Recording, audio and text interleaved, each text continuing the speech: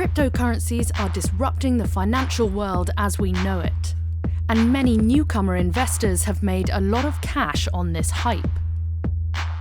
It introduces so many opportunities, so many unique business models. People say blockchain could end companies as we know them. But it's not all champagne and super yachts.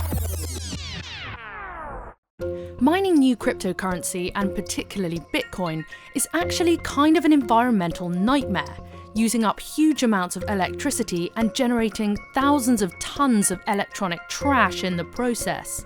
But some new players in the crypto community are trying to change that. We're using crypto to clean up the environment.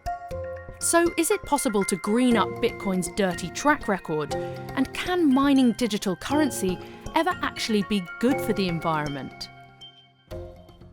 In 2021, Bitcoin mining guzzled more electricity than the whole country of Thailand uses each year.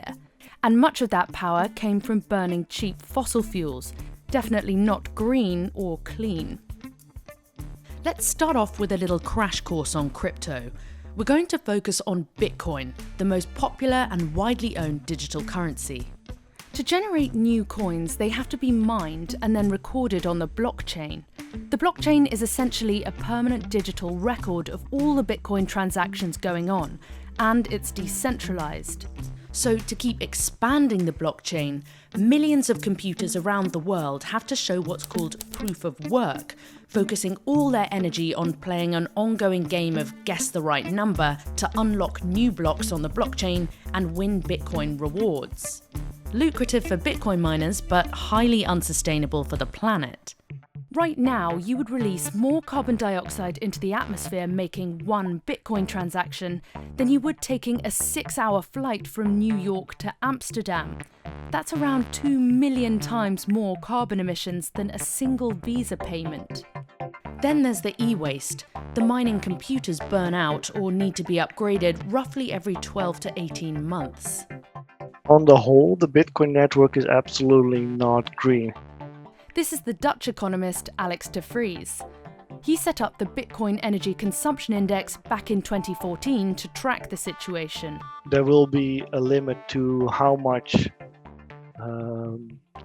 governments will accept from this type of system. We already saw China banning Bitcoin mining. We're seeing this type of options being raised in Europe at the moment. Everyone's trying to realize their climate ambitions. Of all the digital currencies out there, Bitcoin is by far the worst offender when it comes to the environment. The clock seems to be ticking for crypto's most famous poster child to clean up its act, but how could that work? A US company called Stronghold Digital Mining has come up with a solution. And it all centres around these piles of abandoned toxic waste, known as gob. You know, the gob piles are very, very personal to me because I grew up and amongst them my entire life. Bill Spence is the company's co-chairman and a cancer survivor. Having long suspected that his kidney cancer was linked to playing on the gob piles as a child, he's now on a mission to clean them up. There's been commercial mining in Pennsylvania for about 230 years. And these gob piles are the remnants or waste from that mining. And they sit unchecked and really create an environmental impairment to our communities. There are hundreds of tons of gob in Pennsylvania alone. Sometimes they'll spontaneously combust, adding dangerous pollutants into the air. And when it rains, toxic chemicals and heavy metals get washed into the groundwater and the rivers too. Bill wanted to find a solution to this public health hazard. In 2017, he bought the Scrubgrass Power Plant in northern Pittsburgh. It's a facility specifically designed to generate electric power from safely burning the gob. The process still releases carbon dioxide, but it removes the acid gases and toxic particulates. The waste ash that's left over is also a green byproduct. It gets used as fertilizer to regenerate the surrounding land. So far, so good. But the financial numbers just weren't adding up to make the power plant a profitable business. The local grid had enough cheap power from natural gas in the area and didn't need to buy much more. But Bill and his team had an idea. What if they could turn the toxic gob into Bitcoin? They built an integrated computer rigs into the power plant's site and used their cheap electricity to start mining. Suddenly, cleaning up the gob piles had become a very lucrative business that didn't need to stop at the borders of Pennsylvania. There are problems like this in other regions. Ours is waste coal. There are other regions that have other contamination that potentially you could do things that you could use cryptocurrency to adapt and build other forms of power. But not everyone can burn gob piles, and the cleanup still doesn't solve the CO2 emissions problem. So what about using green power sources to mine Bitcoin? Texas is the cheap oil and gas capital of the US, but it also has huge untapped potential for green energy development. There is more wind and solar in Texas than we could ever harvest. Jesse Pelton is the CTO of Hodl Ranch, a Bitcoin mining company that only uses renewable power. And we see a huge opportunity for Bitcoin mining to be mutually beneficial for the grid. They can act as a buffer in times of power surge and use energy that would otherwise go to waste. But then at times when the grid is stressed, when it really needs that capacity, we can turn off and give that capacity back to the grid. The Texas miners can make a good profit selling their unused power back to the grid. But what if international power grids can't or won't incentivize the downtime for the green energy powered miners?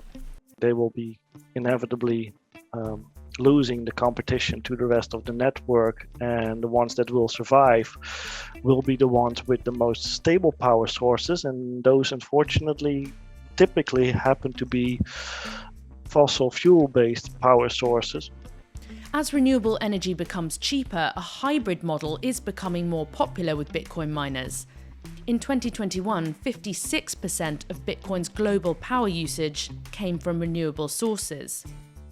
But with so much of that energy being wasted to show proof of work, Bitcoin is still not cutting it when it comes to sustainability. Other smaller cryptocurrencies like Cardano, Tron, Polkadot, and EOS were designed from the beginning to use a more efficient mining system called proof of stake. It uses about 99% less energy to run because individual mining devices can verify transactions.